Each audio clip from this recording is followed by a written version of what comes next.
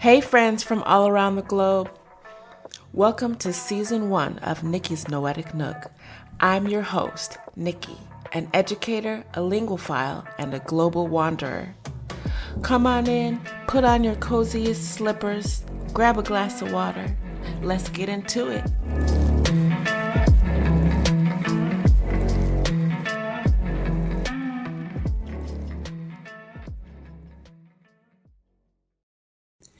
Hey friends, welcome back.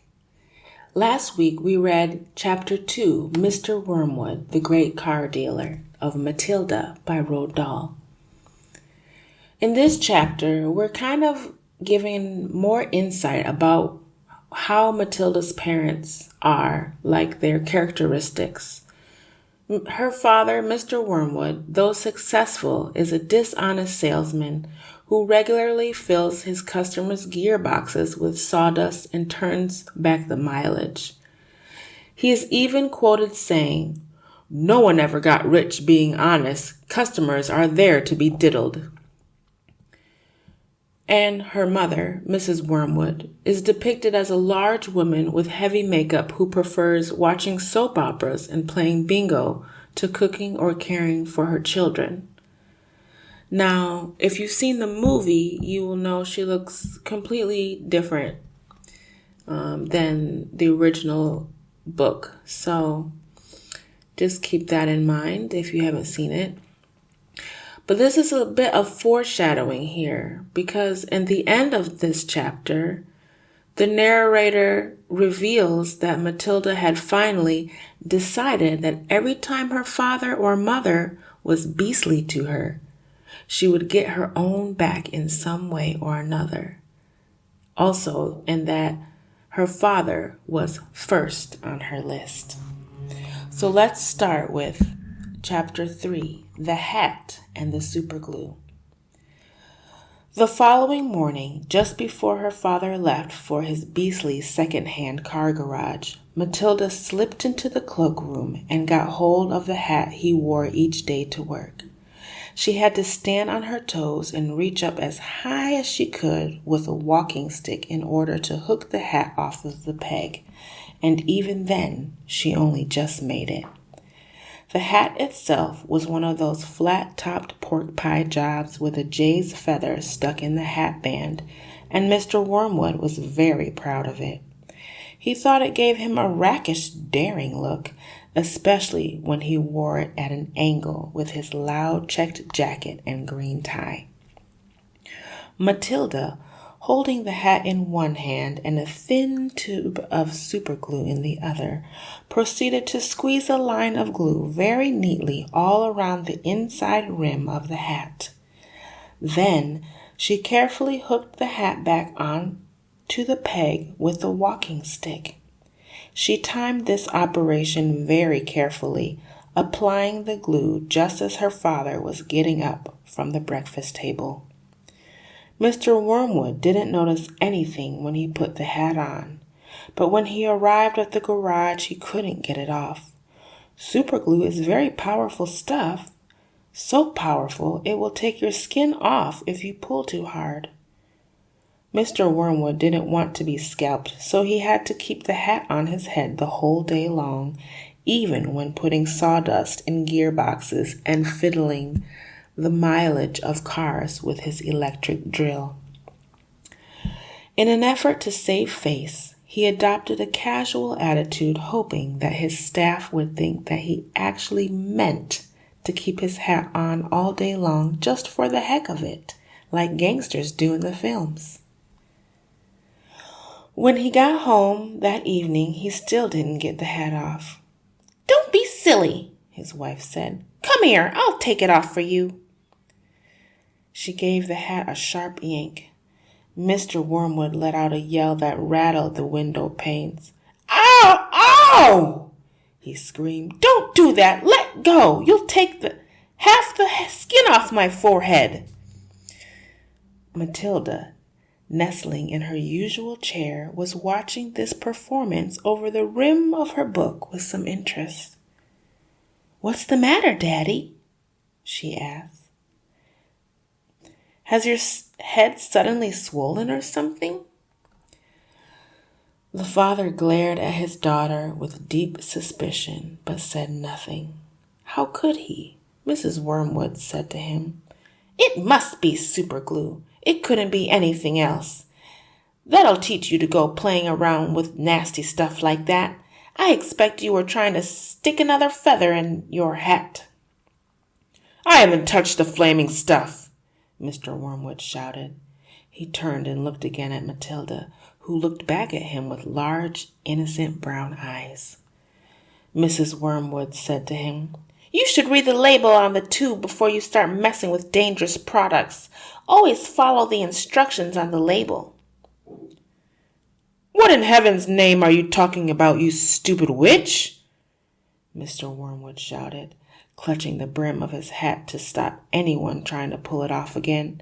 Do you think I'm stupid I'd glue this thing to my head on purpose?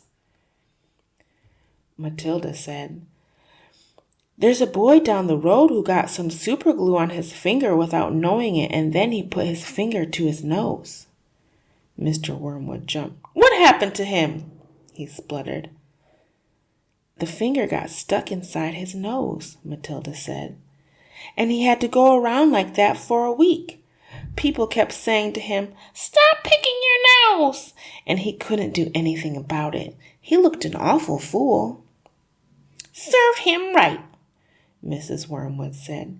He shouldn't have put his finger up there in the first place. It's a nasty habit. If all children had superglue put on their fingers, they'd soon stop doing it. Matilda said, Grown-ups do it too, Mommy. I saw you doing it yesterday in the kitchen.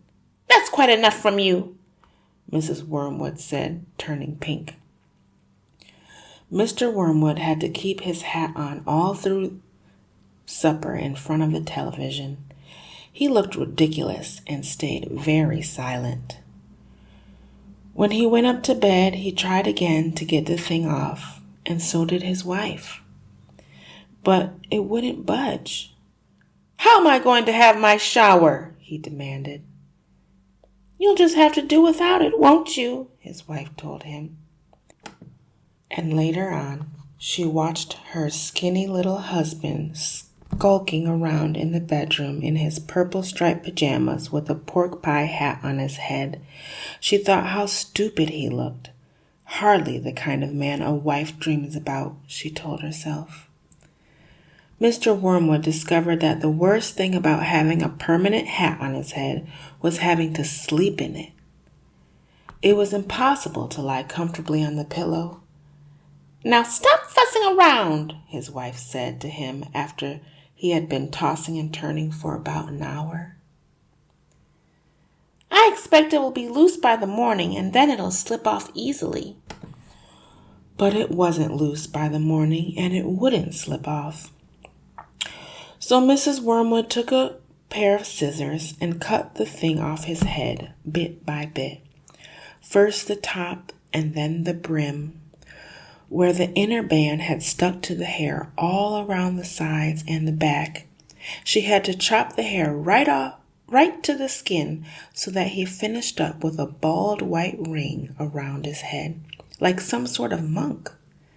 And in the front, where the band had stuck directly to the bare skin, there remained a whole lot of small patches of brown leathery stuff that no amount of washing would get off.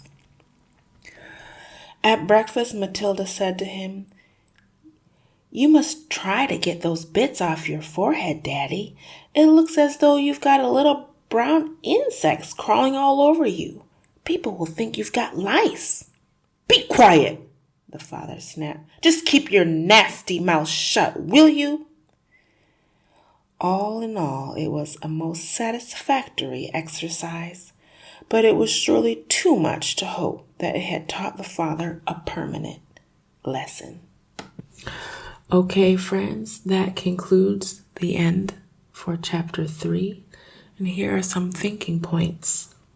At the end of the chapter, Matilda believes it is too much to hope that it had taught the father a permanent lesson. What does this mean, and do you agree with her?